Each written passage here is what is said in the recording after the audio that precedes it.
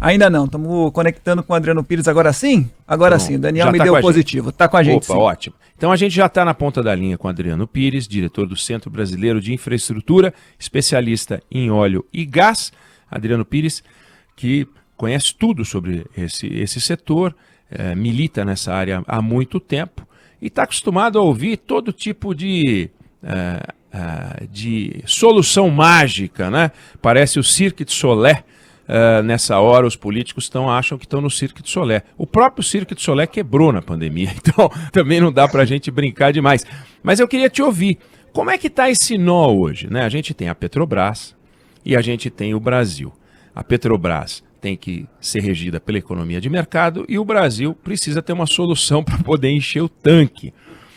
Como é que a gente resolve isso, Adriano? Porque é um nó que não é brincadeira, não é só brasileiro, outros países do mundo estão enfrentando, porque o problema é mundial. Conta para nós. Obrigado por atender a gente. Olha, Nego, é um prazer falar com você. Eu acho que o nó é simples de resolver, as pessoas que complicam, entendeu? Porque, em primeiro lugar, a gente tem que entender que a Petrobras não é uma estatal. A Petrobras é uma empresa de economia mista, então ela tem acionista privado, tanto no Brasil quanto lá fora. Então você não pode ficar usando a Petrobras politicamente, como ocorreu aí durante muito tempo. Então, nesses momentos, quer dizer, a gente tem que entender o seguinte: petróleo alto significa que a empresa de petróleo está ganhando muito dinheiro, está tendo lucro. Você viu que o lucro da Petrobras em 2021, que foi um ano de petróleo alto, a média foi em torno de $70, deu lá aquele lucro de 106 bilhões de reais e pagou muito dividendo para os acionistas. E o principal acionista da Petrobras é a União. Então a União tem que torcer para a Petrobras ter lucro, para ela pegar o dividendo e ela fazer política pública com o dividendo que ela tem. E o Brasil, nesse momento, nós temos uma posição mais confortável que tínhamos no passado, porque o Brasil agora não é mais importador de petróleo. O Brasil hoje ele é exportador de petróleo e é um dos grandes produtores de petróleo no mundo. A gente está produzindo algo como 3 milhões de barris de petróleo por dia, se aproximando de países como o Irã. Entre aspas, o Brasil hoje poderia ser um país da OPEP. Agora, como é que você compatibiliza essas coisas? Na minha opinião, é com política pública. Se nós estamos num momento de guerra, onde esse petróleo superou os $100 e já chegou a 140, aí voltou para 111, está com essa volatilidade grande, a gente tem que, se o governo decidir que essa volatilidade não tem que ir direto para o consumidor, ele tem que ter política pública, mas política pública que não signifique intervenção nos preços da Petrobras. Então você tem que pegar esse dinheiro do dividendo, esse dinheiro do royalties também cresce muito quando o barril do petróleo aumenta, da comercialização de petróleo por parte da estatal, a BPSA, em função do excedente de óleo que ela ganha das empresas que estão explorando no Brasil, e criar mecanismos. Então, eu acho que nesse momento, por exemplo, se a gente está analisando que estamos num momento de excepcionalidade, a gente poderia criar aí um programa, talvez de subsídio direto, né, como foi feito lá durante a greve dos caminhoneiros no diesel, durante 2, 3, 4, 5, 6 meses, a gente usar esses recursos que eu acabei de falar para que o petróleo, né, o derivado, não chegue tão caro na bomba, né, não atinja de maneira tão forte o consumidor. Essa que é a situação.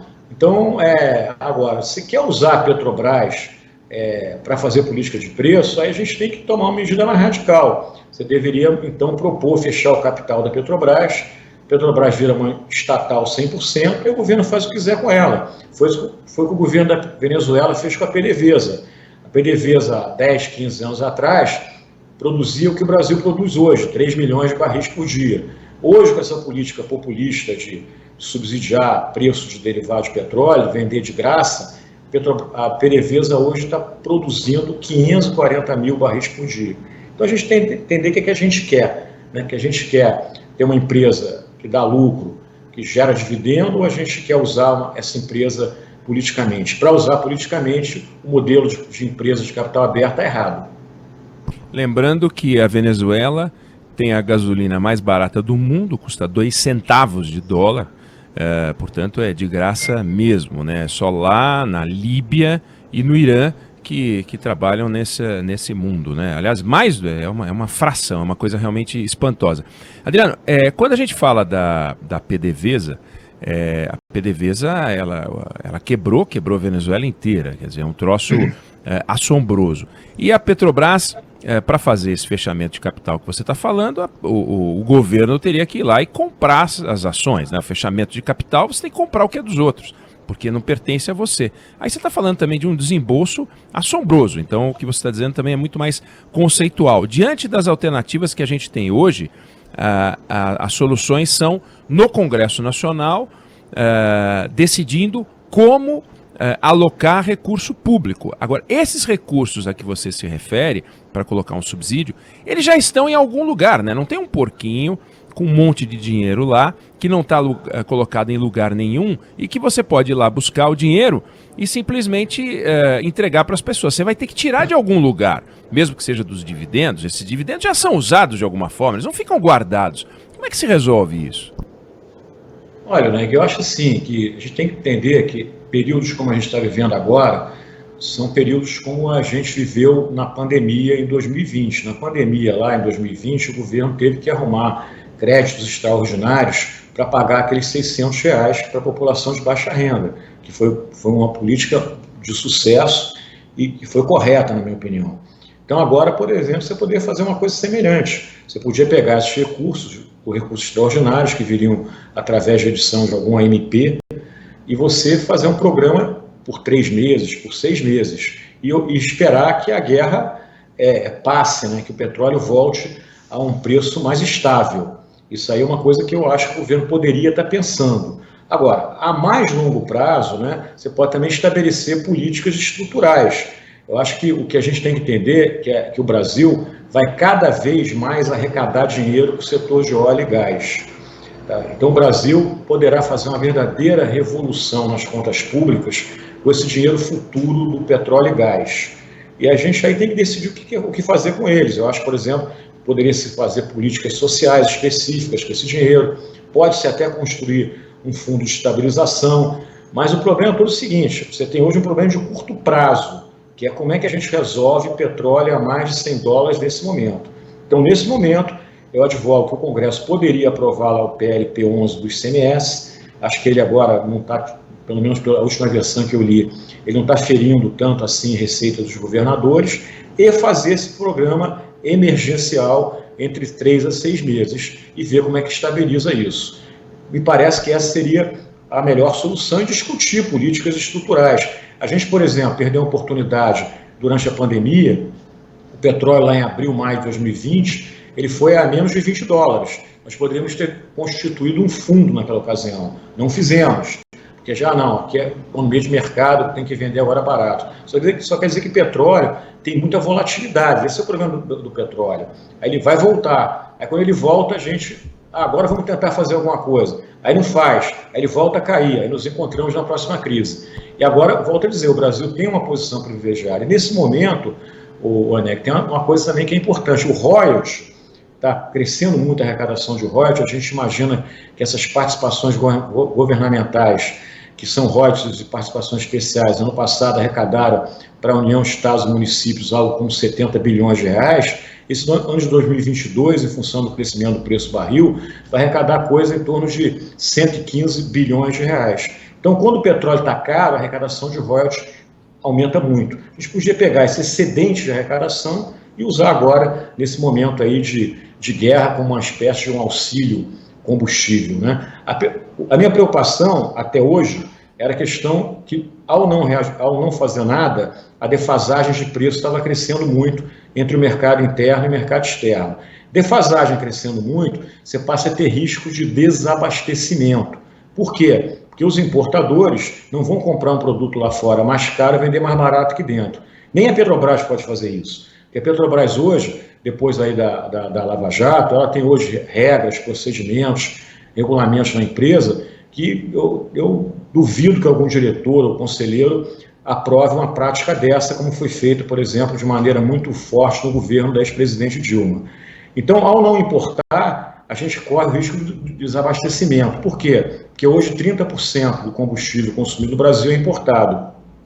Então, qual é a solução? Outra vez, faz esse programa de 3 a 6 meses, ou então faz o que a Petrobras fez hoje. A Petrobras me surpreendeu hoje, até positivamente, ao divulgar um aumento muito forte. Ela divulgou um aumento de de quase 20% no preço da gasolina na refinaria, 18,7%, se eu não estou errado, quase 25% no diesel e 16% no botijão de gás. Então foi um aumento forte, mas um aumento do ponto de vista para combater o risco de desabastecimento foi muito bem-vindo. Agora vamos olhar, né, Oneg, hoje durante o dia, qual vai ser as repercussões políticas desse aumento que a Petrobras divulgou hoje pela manhã. Fábio França. Adriano, obrigado mais uma vez por atender a gente aqui na Band News FM. Eu lembro que eu conversei com o Adriano no ano passado, quando, vamos pegar a gasolina como exemplo, né? A gasolina começou a disparar, estava passando ali dos R$5, né? E a gente pintava dois vilões naquela oportunidade, né? Os impostos e o câmbio. E era só isso, né? A gente conversava a respeito disso, o preço do barril do petróleo estava ali em torno de 70, 80 dólares. E de lá para cá, olha quanta coisa aconteceu, né? Outros diversos fatores também entraram nessa roda, e a impressão que dá, Adriana, é que pouca coisa de concreto foi feito politicamente de lá para cá, né? Eu te pergunto o seguinte, a gente perdeu realmente muito tempo, porque, ao que parece, chegamos numa situação quase que insustentável. A gente perdeu realmente muito tempo nessas articulações políticas para que a coisa fosse minimizada de 1 ano e meio para cá? Olha, a gente perdeu, como eu já te disse, você podia ter feito um fundo de estabilização em abril, maio de 2020, quando o petróleo foi abaixo de 20 dólares. Você tem toda a razão, o grande vilão de 2021 não foi nem o barril do petróleo, foi o câmbio, né? O fato do câmbio ficar aí em torno de 5,60, né? Se a gente tivesse um câmbio inferior a 5, igual a 4, a menos de 4, você não teria aumentos tão grandes no preço dos derivados de petróleo no Brasil, mas enfim, o câmbio foi vilão. Os impostos também acabam no final do dia aumentando o preço na bomba, mas eles não são a causa do aumento do preço. O aumento do preço ele é função do barril no mercado internacional e do câmbio. O imposto é consequência. Por que é consequência? Porque o setor de combustível, como de energia elétrica, tem tributos muito elevados no Brasil, e eu tenho até uma crítica em relação a isso. Eu acho que você não pode taxar produto essencial como combustível e energia elétrica como se fosse cigarro e bebida alcoólica, né? Agora, esse preço do barril, a gente estava vendo que estava subindo. Antes da guerra, os analistas, bancos, já estavam prevendo que aquele preço médio de 2021, em torno de 70 dólares, esse ano iria para 90, 95.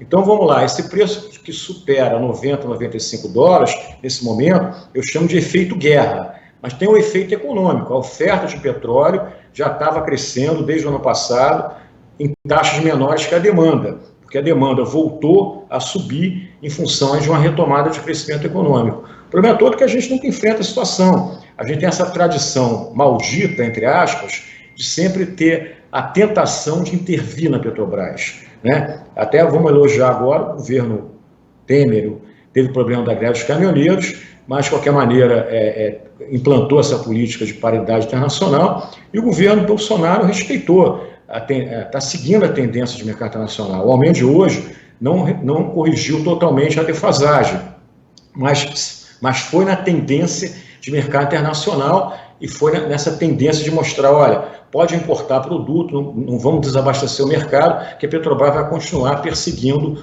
os preços do mercado internacional. Agora, sempre fica essa confusão. E a confusão em ano de eleição é maior, né? Todos nós aqui já participamos de várias eleições presidenciais no Brasil, e o tema política de preço de combustível, política da gasolina e do diesel, ele está sempre na pauta. Você imagina agora, esse ano, com essa guerra, com esse barril aí superando 100 dólares, a gente vai ter propostas maravilhosas, né? Propostas populistas, vão fazer preço pelo custo refino, pelo custo de produção, não pode dolarizar o preço. Você vai escutar, já está escutando, os maiores absurdos do mundo, né? Vamos torcer, volto a dizer, para que a gente não caia naquela tentação de voltar a intervir na Petrobras, porque isso é o pior dos mundos, né? A gente acabou de privatizar no final do ano passado uma refinaria na Bahia, que é 14% da capacidade de refino no Brasil. Você não pode agora fazer uma política para o sujeito chegar, olha, o governo brasileiro, eu fui enganado, então toma a chave de volta, ou o cara ser obrigado a vender por um preço muito menor do que ele pagou. É isso que a gente tem que estar preocupado nesse momento. Eu teria várias perguntas para fazer para o Adriano Pires, vou fazer uma última.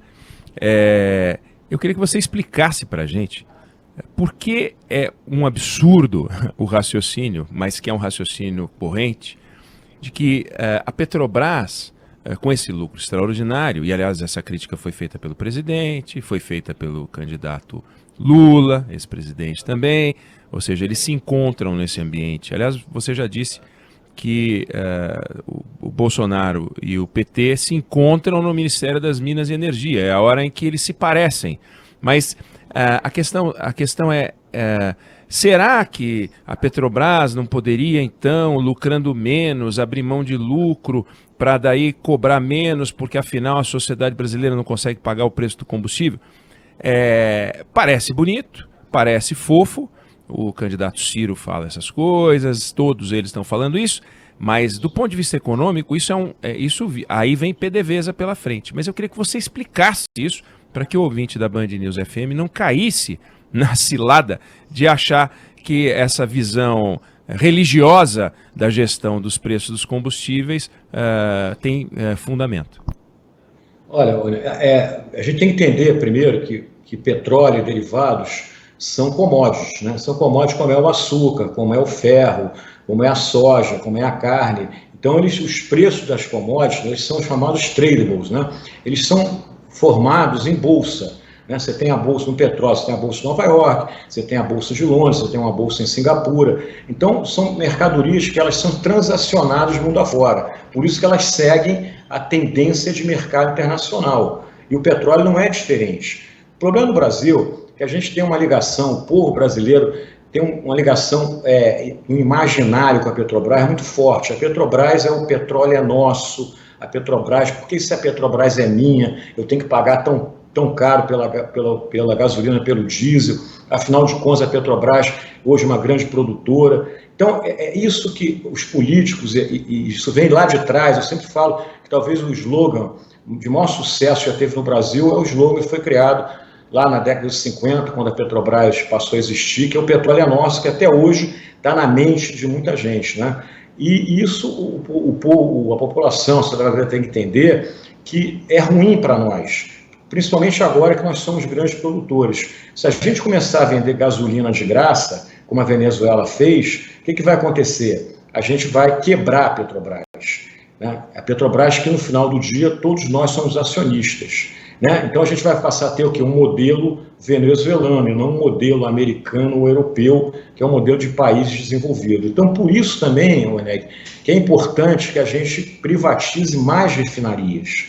Ao privatizar mais refinarias, a gente vai criar um mercado de mais concorrência. Então você vai ter refinarias que podem seguir a risco PPI, outras não, tá certo? E isso protege o consumidor. Agora, esse retrocesso de querer fazer da Petrobras um instrumento de política econômica, isso é a pior coisa do mundo. A gente já viu lá atrás que isso levou a um rombo de caixa da Petrobras de 40 bilhões de dólares, levou a Petrobras a uma dívida de 100 bilhões de dólares, a uma dívida de corporação do mundo.